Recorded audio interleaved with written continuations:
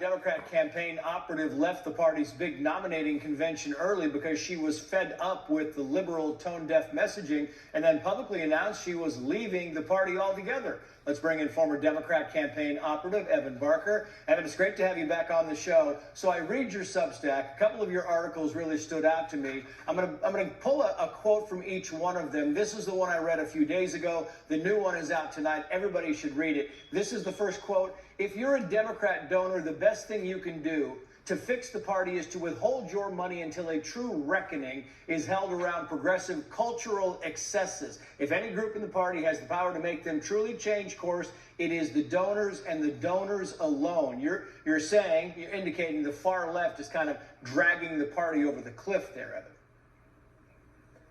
Absolutely, and thank you so much, Trace, for reading my Substack. That's amazing. Yeah, I wanted to write this article basically because there was an op-ed a few weeks ago in the New York Times where basically they were discussing that Democrats were hemorrhaging voter registrations, and this is a true dire and existential problem that they have.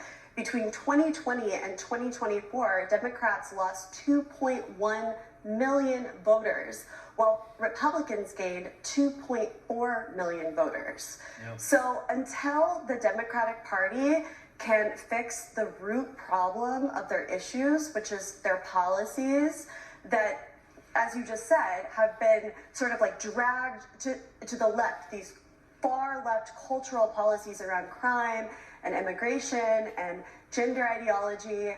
If I were advising a Democratic donor right now, I used to be a fundraiser for Democratic candidates, I would tell them to not give their money to this party until they produce real change. Yeah, they're the only ones that can fix this.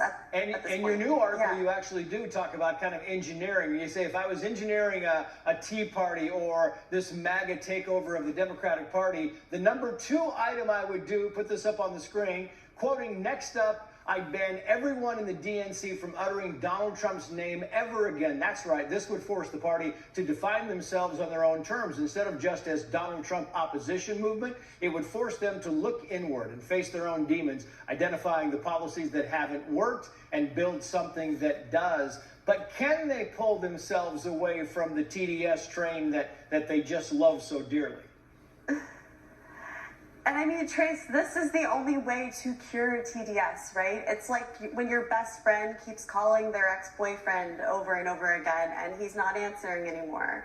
Like, the only way to do it is to go no contact.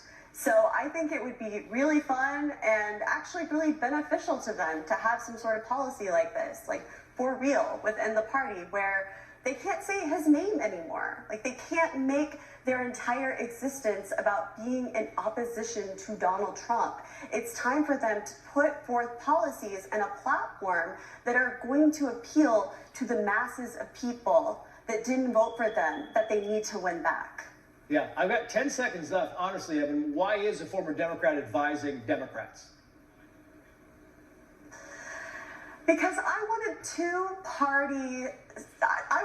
healthy parties that are functioning. I think it's good for democracy when we have two parties that are checking each other and putting each other into place. And so honestly, at this point, I'm an independent. I don't care who's in charge. I just want a party that does well by the American people.